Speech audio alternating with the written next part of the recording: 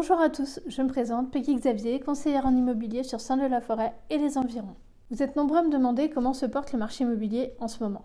J'ai donc décidé de faire cette petite vidéo pour vous expliquer un petit peu où on en est. Depuis quelques mois, nous rencontrons une baisse des transactions en France due à plusieurs facteurs. En premier lieu, la fameuse augmentation des taux.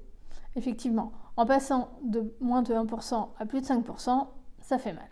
Pour vous donner un exemple, une famille avec 5 000 € de revenus nets mensuels en 2021 pouvait emprunter sur 20 ans 380 000 €. Aujourd'hui, avec un taux de 5%, cette même famille avec les mêmes revenus ne peut emprunter que 275 000 €, soit plus de 100 000 € d'écart. Là-dessus s'ajoute la réticence des banques à accorder des prêts. Et le taux d'usure. Alors, qu'est-ce que c'est le taux d'usure ? C'est le taux d'intérêt maximum légal que les banques ont le droit d'appliquer lorsqu'elles accordent un prêt immobilier. Il comprend le taux d'emprunt, plus les frais, plus les assurances. Et une petite majoration, il est recalculé tous les mois par la Banque de France dans un calcul un petit peu compliqué que eux seuls maîtrisent. Il y a ensuite l'impact du fameux DPE, diagnostic de performance énergétique. Alors lui, il est là pour faire peur. Il est là pour inciter les gens à faire des travaux, à changer de mode de chauffage et à faire les travaux nécessaires pour rendre le logement moins énergivore. Ce qui est une bonne chose sur le principe. Mais dans les faits, avec l'augmentation du coût des matériaux, les travaux coûtent très cher. Le marché de la location, lui aussi, est très impacté par tout ça. Car depuis le 1er janvier 2023, il est interdit de louer un logement classé en DPE G. Il en sera de même pour les DPE F à partir du 1er janvier 2025, puis pour les E à partir du 1er janvier 2034.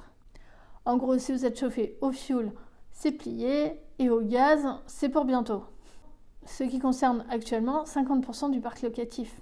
Donc ces règles vont obliger les bailleurs à faire les travaux, quand ils le peuvent, ou à vendre leurs biens à moindre coût à des personnes qui ont les capacités de faire ces fameux travaux.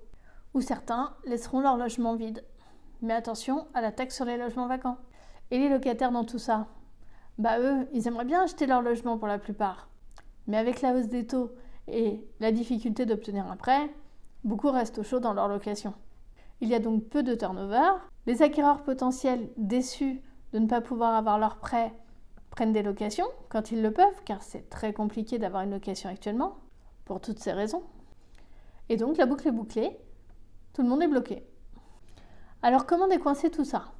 Eh bien, d'une part, les banques commencent à revenir vers de meilleures compositions, et l'État incite les banques à réouvrir les vannes, et notamment à accepter des prêts sur 27 ans, alors que c'était 25 ans maximum avant, et éventuellement d'accepter également lorsque le taux d'endettement dépasse les 33%, c'est accepté en général jusqu'à 35%. En prenant en compte de façon plus importante le reste à vivre des ménages.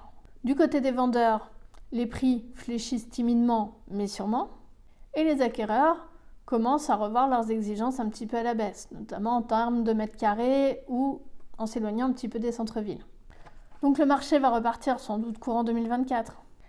Et là, lorsque les vendeurs qui attendent des jours meilleurs pour mettre en vente et les acquéreurs qui attendent leur tour pourront acheter, tout le monde se retrouvera et là, ce sera le bonheur. En attendant, vendeurs, n'oubliez pas que quand on vend un peu moins cher, on achète un peu moins cher. Que la hausse des prix post-confinement était artificielle et que les prix doivent seulement retrouver un niveau décent. Et acquéreurs, comprenez que les taux à moins de 1% ne sont pas la normalité. Pour preuve, dans les années 80, on empruntait à 15%, voire plus. Dans les années 90, on tournait entre 5 et 10%. Et dans les années 2000, ça stagnait à peu près autour des 5%. Donc si tout le monde fait des efforts, le marché peut repartir.